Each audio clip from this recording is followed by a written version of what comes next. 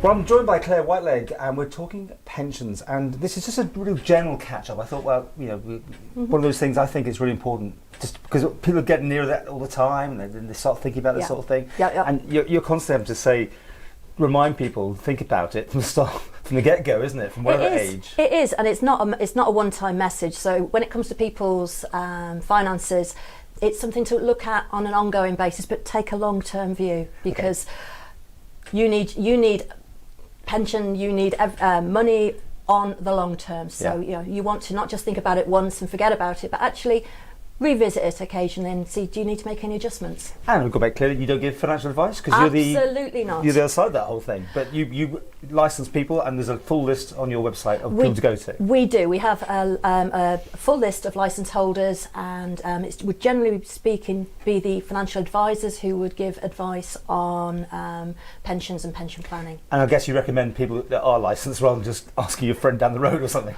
I would suggest, well, actually, funny you should say that. I'd suggest a bit of both. First of all, don't go to anyone who isn't licensed, and people have seen there's been a lot of information in the press about people who've been scammed, particularly in the UK. They've been phoned up out of the blue, cold called, they've transferred their pension and done various things, and then suddenly the pension's disappeared, they've been scammed out of it. And so from the point of view of people who might have nefarious views or just want to get your money out of you, pension's a good thing to get, because it's a large sum of money, because it's there to last you not for 1 year or 2 years, but from when you're retired for the rest of your life. So it's probably one of the largest amounts of money, if you look at it as a pot, that people are going to have. Well, over the years we've covered you've invited the public in, and you've done chit chats. You've got tools out there, haven't you, on your website? And we have, and if anyone's interested in finding out more about what we do at the Financial Services Authority for Consumers, they can go to our website, which is www.iomfsa.in, and then if you go into the consumers area, then there's a lot of information about pensions, about investment, about what we do, about scams, about staying safe, how to invest safely, and that's something we're working on all the time. So there's a lot of information out there to help people.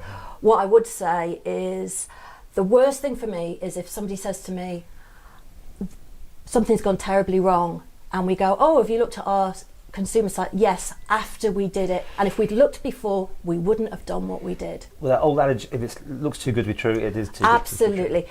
So if people are being cold called, you've got to ask yourself, why is someone cold calling you?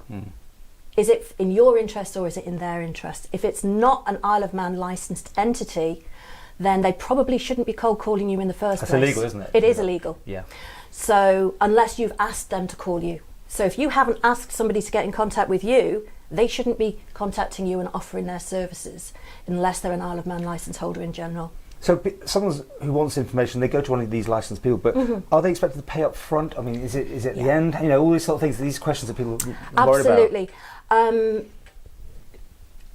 If you're going to a professional, you would expect to have to pay them in some form or other. When we don't mandate how or how much you have to pay the professional. Oh, right, there's not an actual rate card on it. Well, they have to have a rate card, and they have to explain to you what it's going to be. Now, often, if you go to a financial advisor, they'll give you a free consultation to start with. But before anything goes on the clock, you should know exactly how much it is. And most of them operate on a basis of an annual fee and an initial fee. Now, that initial fee might come out of your invested amount, or it might be separate. But that's how most of them operate. If you're not comfortable with the amount that you're paying for it, don't enter into that contract. Right. Now, never too young to start a pension. Absolutely. But you can say that to you blue in the face. People who are living in their mid-20s, and I would think I'll be one of those, just living for today, and the next minute 60 comes around and you're going, oops. What have I done? Yeah. And I'm one of those as well. So, we're not perfect. Nobody's perfect. No. What I always say is it's important to live your life and enjoy your life, but remember, your life lasts a little bit longer than till when you retire. And when you retire, you can have a lot more time on your hands. So what do you want to do? Do you want to sit and watch daytime telly, or do you want to be able to go on those holidays that you didn't have the time to go on previously? Do you want to have a little bit more freedom? And if you do, putting some money aside from as early as you can actually helps. But nobody's suggesting that you live with no money at all and actually deny yourself everything, but just be sensible and be balanced.